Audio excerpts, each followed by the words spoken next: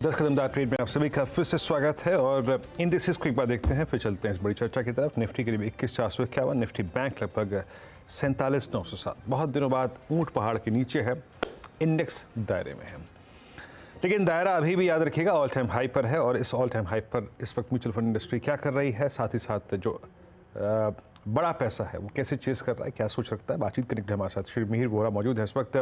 मिहिर जी नमस्कार। एक बड़े अंतराल के बाद आपसे बातचीत हो रही है, लेकिन इस अंतराल में इतना बड़ा अंतर आ गया कि पूछिए मत। डीआईएस का बहुत स्ट्रॉन्ग पैसा रहा और स्पेशली जिस तरीके से पिछले लगभग एक महीने में एफआईज ने चेस किया इंडियन मार्केट्स को, इस ट्रजेक्टरी में इन सूरत हाल के साथ और अर्निंग विजिबिलिटी को देखते हुए ये प्राइसेस आपको थोड़े से अच्छे लग रहे हैं या फिर यहाँ पे थोड़ा रिस्क ज़्यादा है? रिस्क रिवॉर्ड रेशो के लिहाज से रेंज कैसी लग रही है आपको? नमस्ते Viren ji, always a pleasure to be on your channel.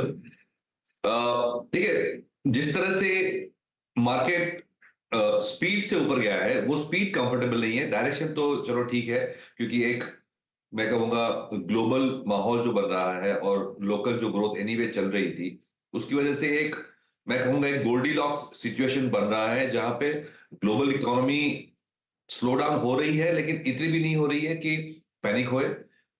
और क्योंकि स्लो डाउन चालू है और यूएस में भी इन्फ्लेशन कंट्रोल में आ रहा है, तो एक इंटरेस्ट रेट्स का जो दर था वो धीरे धीरे करके नीचे आ रहा है। तो लोअर ग्लोबल इंटरेस्ट रेट्स और डोमेस्टिक ग्रोथ अभी भी ठीक चल रहा है, और डोमेस्टिक में भी इंटरेस्ट रेट्स मेरे ख्याल से अब नीचे आएंगे धीरे धीरे करके।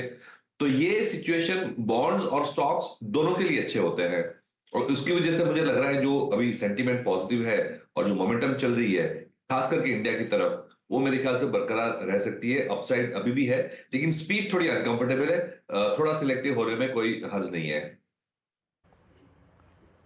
ओके, इसी सिलेक्शन के लिए मिहिर जी, मतलब जिस तरीके से आई थिंक अगर आप रुपी को देखें, जिस तरीके से आप डॉलर इंडेक्स को देखें और जिस तरीके से कैश का प्रभाव इंडियन मार्केट्स में हुआ है, मेरा प्रश्न यही है कि एफआईज अगर इस मार्केट को चेस करने के मूड में है तो वो कब तक कर सकते हैं, और दूसरी बात वो पैसा किन स्टॉक्स को या फिर किस सेक्टर्स को चेस करेगा आपके मुताबिक?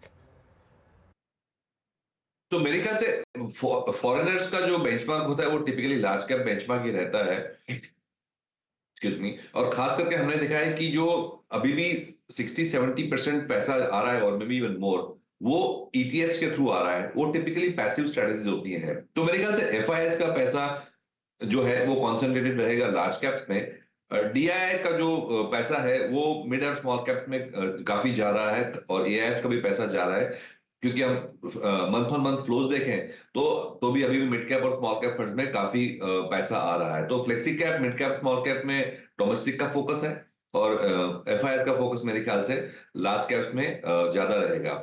दूसरी एक बात यह है कि एफआईएस का भी जो हम फ्लो देख रहे हैं वो न सिर्फ कैश मार्केट में देखना चाहिए, लेकिन एफ&ओ में भी देखें तो निफ्टी की जो आउटस्टैंडिंग पोजीशंस है वो एक महीने पहले एफआईएस नेट शॉर्ट थे, और वो काफी शार्प तरीके से अब नेट लॉन्ग हो चुके हैं। तो ये जो लॉन्ग बिल्डअप भी टिपिकली निफ्टी में जो होता है वो भी लार्ज कैप में इंपैक्ट करता है। तो एफआईएस की जो इंपैक्ट है वो मेरे ख्याल से लार्ज कैप्स में बहुत ज्यादा रही है, और डीआईएस की इंपैक्ट जो है सारे कैटेगरीज में including mid and small cap में रही है।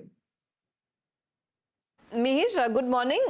कंसिडरिंग हमने एक बहुत तगड़ी रैली देखी है पिछले 2 हफ्तों में, अब यहाँ से अगर आप अपने आप को पोजीशन कर रहे हैं, किस सेक्टर पर आप डबल डाउन करने की सिचुएशन में आ रहे हैं?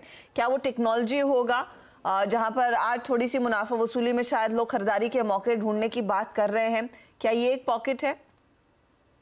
देखिए, टैक्टिकली आई एग्री, टेक्नोलॉजी भी देख सकते हैं, इवन मेटल्स हमने देखा है काफी शार्पली मूव किए हैं। और ये 2 सेक्टर मेरे ख्याल से काफी शॉर्ट सेक्टर भी थे ओवरऑल। जो व्यू एक महीने पहले, 2 महीने पहले स्लो डाउन का बन रहा था, तो उसकी वजह से लोग टेक्नोलॉजी और कमोडिटीज वगैरह में काफी शॉर्ट थे मेरे ख्याल से, अंडरवेट या शॉर्ट जो भी कहो आप। तो उसकी जो कवरिंग आ रही है, उसकी जो फ्लो आ रही है, उसकी वजह से ये दोनों सेक्टर्स काफी अच्छी तरह से परफॉर्म किए हैं। लेकिन अगर मैं मीडियम टर्म व्यू देखूं, 1 से 3 साल का व्यू लूं, तो मेरे ख्याल से अभी भी डोमेस्टिक थीम्स बेटर हैं।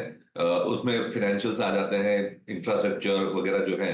तो डोमेस्टिक थीम्स स्ट्रक्चरली मेरे ख्याल से लॉन्ग टर्म के लिए I would be more bullish. ये जो मेटल्स हैं, ग्लोबल कमोडिटीज वगैरह हैं, आईटी है, वो मेरे ख्याल से शॉर्ट टर्म टैक्टिकल प्लेस है।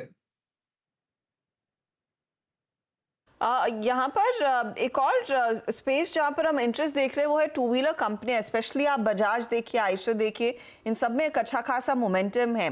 क्या प्री इलेक्शन रैली में क्लियरली ये रूरल डिमांड पिकअप होने की कुछ सुगबुगाहट है मार्केट में, इसीलिए यहाँ पर प्री पोजिशनिंग हो रही है, या फिर ओवरऑल अर्बन एरिया से, सेंटर से भी जो वॉल्यूम है वो इनफैक्ट मेकअप करेंगे जो लैक ऑफ सेल्स है या फिर धीमापन है रूरल मार्केट्स में? देखिए, रूरल लिंक काफी सारे सेगमेंट्स थे, एफएमसीजी, टू व्हीलर्स और जो लो एंड कंजम्पशन के सेगमेंट्स थे, उन्होंने अंडर परफॉर्म किया था काफी टाइम के लिए, और उसके जायज रीजंस भी थे।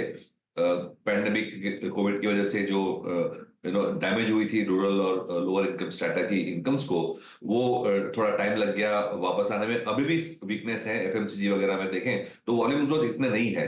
तो मेरे ख्याल से जो रूरल वीकनेस का जो था, उसकी वजह से ये टू व्हीलर्स वगैरह जो सेगमेंट्स है एफएमसीजी, वो अंडर परफॉर्म किए थे। वीकनेस मेरे ख्याल से इनकम लेवल्स में अभी भी है, लेकिन क्योंकि रेस्ट ऑफ द मार्केट इतना चल गया था, और हमने देखा कि जो लास्ट मंथ के थोड़े नंबर्स में एक थोड़ी ऑप्टिमिज्म दिखी, तो वैल्यूएशंस तो रिलेटिवली बेटर हो गए थे क्योंकि अंडर परफॉर्म किया था सेक्टर में, और एक अच्छा डेटा पॉइंट देखा, तो मेरे ख्याल से इसकी वजह से ये सेक्टर में इंटरेस्ट आ रहा है। Little bit of value and little bit of hope, I would say. रही बात इलेक्शन की, मेरे ख्याल से टिपिकली हमने देखा है कि जो इलेक्शन लिंक स्पेंडिंग होती है, उसमें थोड़ा बहुत फायदा तो हो सकता है रूरल इनकम का, तो उसकी वजह से भी एक थोड़ी ऑप्टिमिज्म बेस्ड ऑन वैल्यूएशंस हो रही है। लेकिन स्ट्रक्चरली ये सेक्टर परफॉर्म करेगा, उसके लिए मैं 2-3 महीने का डेटा पॉइंट्स और देखना चाहूंगा, स्पेशली जो विंटर क्रॉप की डेटा पॉइंट्स आएंगे, उसमें इनकम लेवल्स का क्या इम्पैक्ट है वो देखना चाहूंगा before taking a longer term call. अच्छा महेश जी, पीएसयूज मेरे ख्याल से हमने अपने ट्रेडिंग करियर में जितना अच्छा स्ट्रॉन्ग सस्टेनेबल मूव देखा है पीएसयूज में, वो शायद ही कभी इतना देखा हो। और उसमें से भी एक धड़ा डिफेंस का और साथ ही साथ रेलवेज का। और डिफेंस में तो एक दो जो स्टॉक्स हैं वो पहचान भी नहीं आते, फॉर इंस्टेंस एचएल। ये जो मैंडेट मिला राज्यों में बीजेपी को, या फिर उससे जो 2024 के लिए बाजार सेंस करने की कोशिश कर रहा है, इसके मद्देनजर स्पेशली इन दो स्पेसेस पे आपका व्यू क्या है सर? सो ये दो सेगमेंट मैं कहूंगा एक न्यू सेगमेंट्स है, क्योंकि ये सेगमेंट्स पे कभी इंडिया ने या गवर्नमेंट ने फोकस नहीं किया था। तो 10 साल 15 साल जो भी देख लो, पिछली बार भी जब तेजी हुई तो डिफेंस का ऐसा या रेलवेज का ऐसा कोई स्पेसिफिक थीम नहीं था। हाँ, रोड्स पोर्ट्स में हमने काफी एक्शन देखी थी, पोर्ट्स में काफी इन्वेस्टमेंट की है हमने, रोड नेटवर्क में काफी 15 साल से हमने काफी इन्वेस्ट किया है, लेकिन डिफेंस और ये जो रेलवे है उसमें कम फोकस था। ये फोकस पिछले 3-4 साल से आया है। रेलवे बजट में काफी खास करके कैपिटल एक्सपेंडिचर के लिए काफी एलोकेशन बढ़ाई है, ऑलमोस्ट 3 टाइम्स कर दी है। जो 80,000 करोड़ का कैपिटल एक्सपेंडिचर हुआ करता था रेलवेज का, वो ऑलमोस्ट पर ईयर वो ऑलमोस्ट 2,50,000 करोड़ का एक्सपेंडिचर, कैपिटल एक्सपेंडिचर बजट कर दिया है, और बढ़ने की बात है। सो एक गवर्नमेंट लेड पुश है रेलवेज में। डिफेंस में कैपिटल एक्सपेंडिचर का एलोकेशन तो बढ़ ही रहा है, लेकिन उसमें गवर्नमेंट ने कहा है कि हम उसको इंडिजिनाइज करेंगे और उसको हम एक्सपोर्ट के लिए भी प्रिपेयर कर रहे हैं। तो ये आई वुड से नए डेवलपमेंट्स है, और उसकी वजह से जो sectors completely under the radar थे अब उभर के आ रहे हैं, और ये थीम स्ट्रक्चरल है। मेरे ख्याल से ये एक साल की थीम नहीं है, ये लॉन्ग टर्म थीम है।